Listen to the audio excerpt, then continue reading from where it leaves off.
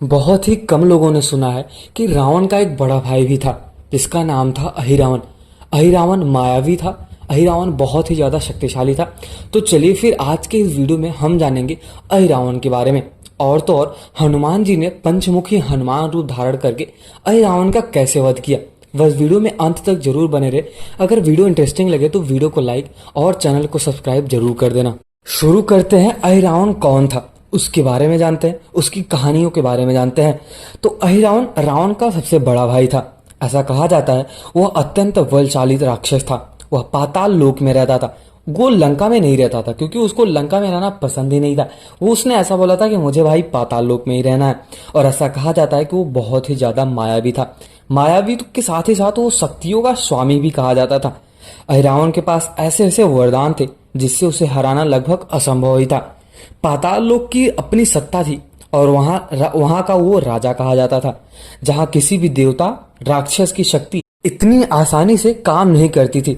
उसकी शक्ति मायावी विद्या उसे बेहद खतरनाक बनाती थी। अब हम ये जानते हैं कि अहिरावण का प्रवेश और श्री राम और लक्ष्मण का अपहरण कैसे हुआ। यहाँ तक कि कहा जाता है कि जब रावण को पता चला कि अभी ये जो युद्ध हो रहा है अभी हाथ से निकल रहा है तो उसने अपने भाई को बोला, अहिरावण को, और फिर वहां पे अहिरावण आता है और राम और लक्ष्मण दोनों को मूर्छित करके ले जाता है। तो चलिए फिर इसके बारे में जानते हैं। जब रावण को ऐसा एहसास होता है कि वह श्री राम के साथ युद्ध में हार सकता है तब उसने अपने बड़े भाई अहिरावण से मदद मांगी। अहिरावण तुरंत तैयार हो गया। उसने युद्ध में अपनी मायावी शक्तियों का इस्तेमाल भी किया। उसने रात के समय जब सभी सो रहे थे तब श्री राम और लक्ष्मण को मूर्छित किया। उनकी अचेत अवस्था में अहिरावण ने उन्हें पाताल लोक भी लेके चला गया कैद करके। उसके साथ ही साथ उसके इरादे थे कि वह दोनों भाइयों की बलि देकर रावण को विजय दिलाएगा, लेकिन ऐसा हो नहीं सका। तब वहां पे अपने एक ही कह सकते हैं एक ही इंसान आ सकता है वहां पे जिसका नाम है हनुमान जी। अब यहाँ पे हनुमान जी की एंट्री होती है और उनके अद्भुत पराक्रम की भी चर्चा होगी। तो चलिए फिर इसके बारे में जानते हैं। जब यह खबर हनुमान जी को पता चलता है कि हनुमान जी को ये मिली कि अभी अहिरावण आया था यहाँ पे और अहिरावण ने प्रभु श्री राम और लक्ष्मण जी मतलब दोनों को अपने साथ पाताल लोक लेके चला गया और कैद करके वहां पे रख दिया है, तो तुरंत श्री राम और लक्ष्मण को बचाने के लिए पाताल लोक की ओर चल पड़े। अब यहाँ पे ऐसा कहा जाता है कि पाताल लोक तक पहुंचना अपने आप में एक चुनौती थी, लेकिन हनुमान जी ने अपने बल और बुद्धि से इस कठिनाई को बहुत ही आराम से पार कर लिया। वहां पहुंचने पर उन्होंने देखा कि अहिरावण ने श्री राम और लक्ष्मण को बंधन बनाकर रखा था और उनकी बलि के लिए तैयार ही कर रहा था। ऐसा कहा जाता है कि पहले के टाइम में जब त्रेता युग या फिर द्वापर युग में जब कोई भी राक्षस किसी भी मतलब मानव राक्षस वानर जब किसी भी इंसान का बलि करता था तो सबसे पहले वो अपने कुलगुरु को मनाता था, उनकी पूजा करता था और उनको ऐसा बोलता था कि अगर मैं इनको काट दूंगा तो मुझे वरदान चाहिए और भी ज्यादा वरदान चाहिए। सेम वैसे ही अहिरावण भी वैसा ही कर रहा था। वो क्या कर रहा था कि अपने जो कुलगुरु हैं उनको निकुंभला अक्सर जो रावण के कुलगुरु थे वो निकुंभला देवी थी उनके साथ उनको पूज रहा था, उनको मना रहा था। और वैसे ही उसी टाइम हनुमान जी पहुंचते हैं। अब यहाँ पे ऐसा कहा जाता है कि हनुमान जी जैसे ही वहां पे पहुंचे अहिरावण को लगा कि ये बंदर कौन आ गया। ऐसा तो हो नहीं सकता कि भाई यहाँ तक कोई बंदर आए। अब वो वहां पे वो बहुत ही ज्यादा आश्चर्यचकित हो गया कि यहाँ पे एक बंदर कैसे आया। लेकिन अपने हनुमान जी तो भाई बहुत ही अलग है। उन्होंने तो गरुड़ की भी एक घमंड एक बार तोड़ी है। जब वहां पे मैं एक छोटा सा आपको कहानी बताना चाहूंगा कि विष्णु जी भगवान विष्णु गरुड़ देव को ऐसा बोलते हैं कि मुझे अभी हनुमान जी को आप बुला के लाओ। और वहां पे जाने के बाद जब वहां पे आपको हनुमान जी मिले तो आपको बस एक ही बात कहना है कि आपको श्री रामचंद्र जी बुला रहे हैं। तो गरुड़ ने ऐसा बोला कि प्रभु क्या एक वर्ड से ऐसा बोलने से कि श्री राम बुला रहे हैं आपको तो क्या हनुमान जी आ जाएंगे। तो भगवान विष्णु ऐसा बोलते हैं कि आप टेंशन मत लो, आप ज्यादा मत सोचो, आप बस हनुमान जी के पास जाना।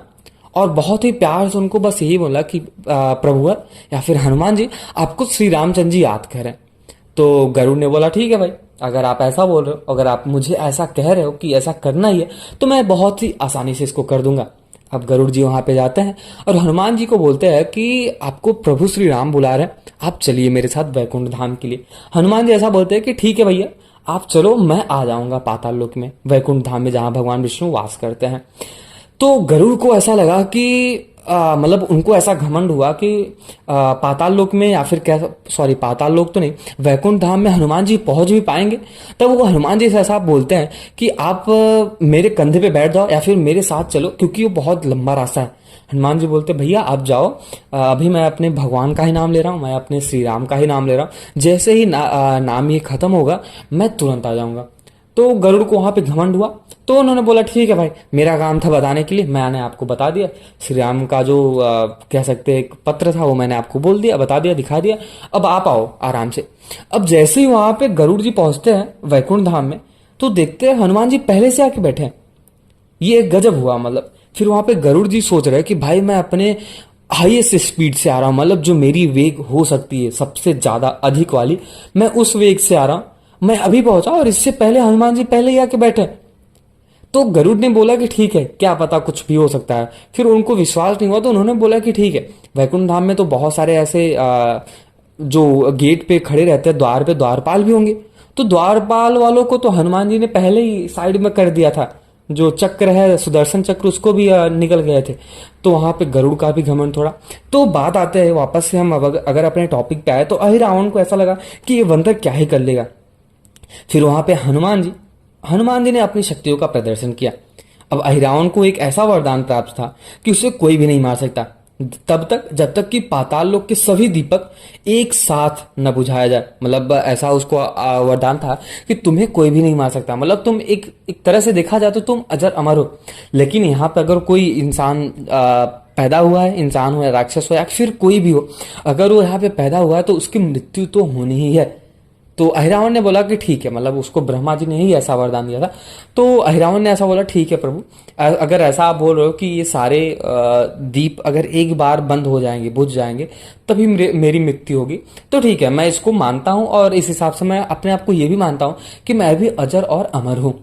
तब वहां पे हनुमान जी की एंट्री होती है। और हनुमान जी के लिए एक ये जो चुनौती थी ये थोड़ा असंभव लगती थी, क्योंकि सारे दीपक को, मतलब जो जितने भी कहा जाता है कि जब हनुमान जी वहां पे पहुंचते हैं तो जो अहिरावण होता है वो श्री राम और लक्ष्मण को बांध के रखता है और बलि चढ़ाने ही जाता है। लेकिन उसके पहले अपने जो कुल देवी होती है उनको पूजित करता है, उनको पूजा करता है और सारे दीप को एक बार में ऐसे ऐसे जला देता है।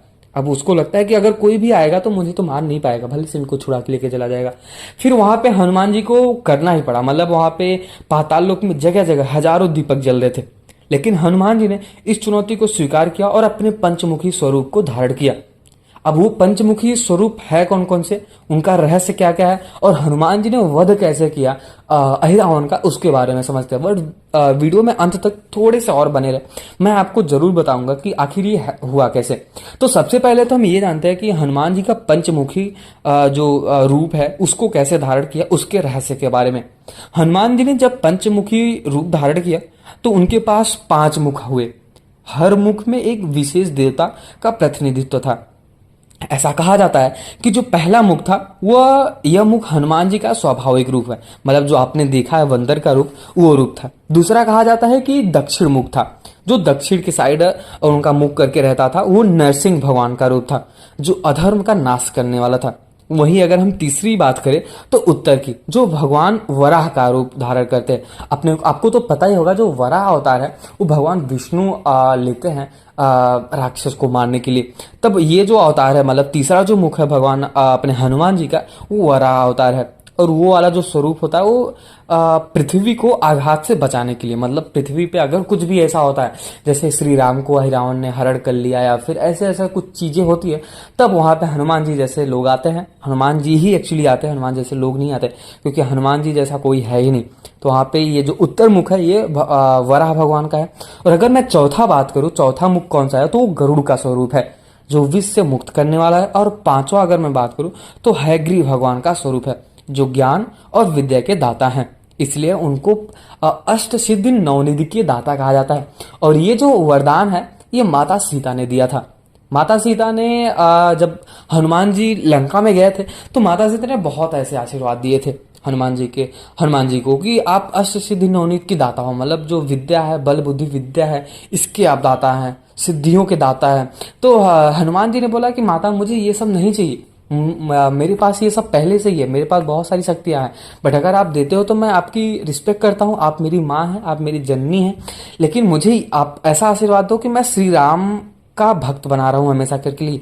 तब वहां पे माता सीता बोलती कि ठीक है, अगर आपको ऐसा चाहिए कि आप उनके भक्त बन के रहना चाहते हो तो ठीक है, मैं आपको ऐसा आशीर्वाद देती हूँ कि जहां भी भगवान श्री राम का नाम लेगा, जब भी कोई इंसान नाम लेगा तो आप वहां पे जरूर पहुंच जाओगे। और आपको तो वही चाहिए। तो हनुमान जी बोलते हैं हाँ माता, मुझे यही चाहिए और आपने बहुत ही अच्छा दिया। अब अगर हम बात करें तो इन पांचों मुख में हनुमान जी ने एक ही बार में पाताल लोक के सारे दीपक को बुझा दिया। अब ऐसा कहा भी जाता है कि इसके बाद अहिरावण की मृत्यु निश्चित हो गई थी। हनुमान जी ने अहिरावण को पराजित कर उसका वध भी किया और श्री राम और लक्ष्मण को मुक्त कराया। आखिर क्यों हुआ अहिरावण का वध, मतलब आखिर हनुमान जी ने कैसे किया, उसके बारे में समझते हैं। अहिरावण का वध इसलिए आवश्यक था क्योंकि वह महान, मायावी और अत्यंत खतरनाक राक्षस कहा जाता है। वो जो रावण की मदद करने के लिए श्री राम और लक्ष्मण को बड़ी बलि चढ़ाने वाला था। अहिरावण के पास ऐसे मायावी तंत्र थे जो युद्ध को रावण के पक्ष में मोड़ सकता था। इसलिए हनुमान जी ने अपने पंचमुखी रूप धारण करके उसकी शक्तियों का अंत कर दिया और श्री राम और लक्ष्मण को पाताल लोक से सुरक्षित निकाल लाए। अब इस वीडियो का निष्कर्ष तो ये निकलता है और इसके बारे में हम ये समझते हैं कि आखिर हनुमान जी ने अहिरावण का वध कैसे किया। इसके बारे में हम थोड़ा सा ये समझ लेते हैं कि जब इतने सारे हजारों दीपक थे, इतने सारे दीप जल रहे थे, तो उसको कैसे हनुमान जी ने बुझाया। उसकी सुरक्षा का अभेद कवच था। कहा जाता है कि दीप ही उसके जैसे कहा जाता है कि महाभारत में कर्ण का कुंडल और कवच ही सब कुछ था, वैसे ही अहिरावण का वैसे था। हनुमान जी ने अपनी बहुत ही सूझबूझ से अपनी शक्तियों का इस्तेमाल किया। उन्होंने पंचमुखी रूप धारण किया जिसमें उन्होंने 5 मुख थे और प्रत्येक मुख की अपनी विशेषताएं थी। इस पंचमुखी रूप में उन्होंने 4 दिशाओं और ऊपर के सभी दियों को एक बार में ही बुझा दिया। जैसे ही सभी दीपक बुझ गए, रावण की मृत्यु का समय आ ही चुका था। हनुमान जी ने अपनी शक्तियों का कह सकते हैं पंचमुखी रूप से रावण का हमला किया, उनके ऊपर हमला किया और पराजित भी किया। रावण का अंत होते ही पाताल लोक के सारे तंत्र ध्वस्त हो गए और श्री राम और लक्ष्मण को मुक्ति भी मिल गई। हनुमान जी ने राम और लक्ष्मण को सुरक्षित अयोध्या वापस लाने में बहुत ही महत्वपूर्ण भूमिका निभाई है और इस प्रकार उन्होंने अहिरावण के मायावी खेल को हमेशा के लिए खत्म भी कर दिया। तो अभी हम ये समझते हैं कि यह जो अहिरावण का और उसके पीछे वध की अद्भुत कहानी थी, पंचमुखी हनुमान जी का स्वरूप और उनका पराक्रम हमें यह सिखाता है कि हमारे अंदर विश्वास और धैर्य है तो किसी भी मुश्किल चुनौती का सामना किया जा सकता है। अगर आपको यह हमारी कहानी जो मैंने आपको बताया ये पसंद आई हो और इंटरेस्टिंग लगा हो, पसंद आया, अच्छा लगा हो, तो वीडियो को लाइक करें और चैनल को सब्सक्राइब तो जरूर कर दें। और अगर सच में आपको पसंद आया हो तो अपने दोस्तों को जरूर शेयर करें। तब तक के लिए कमेंट सेक्शन में एक बार जय श्री राम जरूर लिख के जाना और जय हनुमान जी, जय बजरंग बली। तब तक के लिए मिलते हैं किसी और वीडियो में।